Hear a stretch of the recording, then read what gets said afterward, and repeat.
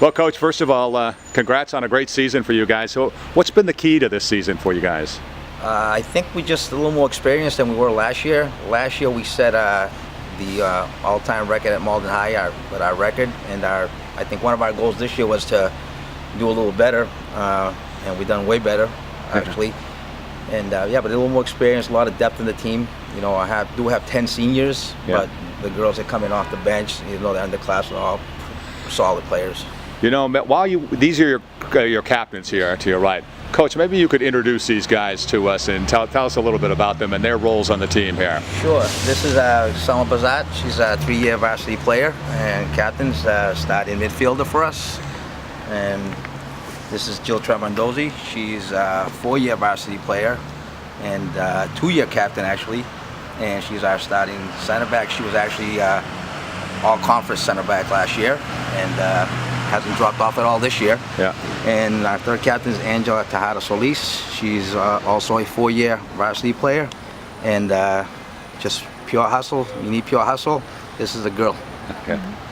Coach, as far as the season, tell me about what defined this team, so to speak. You mentioned experience. Anything on the schedule do that? I mean, we switched conferences a couple of seasons ago, and that's actually helped us. We play a lot. You know, our game's a lot more even.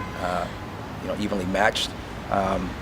But it's just the talent level that we have here right now is pretty high. Like I said, this is my 6th season, and we've gotten better and better every season that I've been here. And a lot of it has to do with the talent that just keeps coming in, and pretty much it. Yeah. Tell me about a game or two this year, that big game, or kind of a defining game for the team.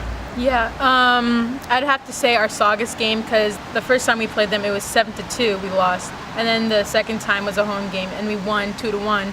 So it was sort of like an eye-opener that we can beat our toughest teams on the schedule, and it boosted a lot of our confidence for the season. What game would you pick? I would pick Gloucester. Our first one, we like would I don't know, we didn't have that much chemistry. It was one of our first games, but towards the end of the season when we versed them the second time, we had like more of a connection. We were more we would be passing like more as a team, and we just like the chemistry was there.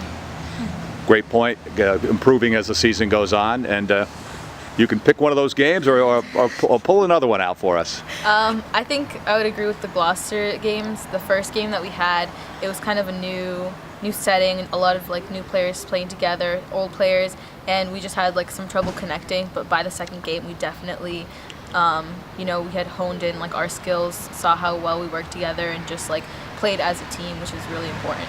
So if you were to give a shout out to one of your teammates that's not here, not one of the co-captains, that's contributed big this year for the team, or who might you shout out to? I would give a shout out to our goalie, Audrey Carlton. She's had 7 shutouts this season, which is incredibly amazing.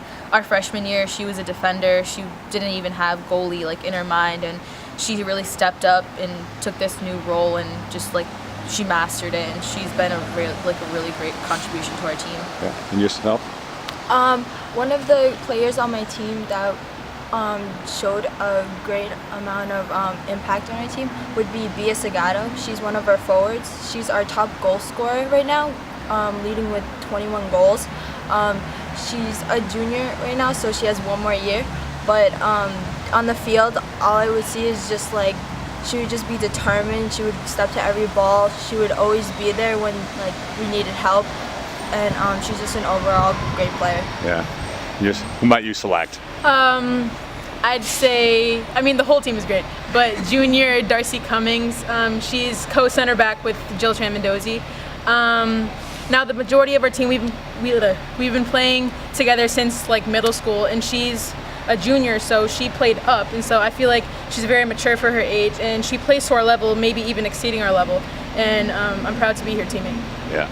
Well, Coach, I've heard some nice stories here, and very articulate stories. And I guess if you could get these guys back for 5-year starters, that'd be the deal for you, right? It sounds to me. That'd be the goal. That would be ideal.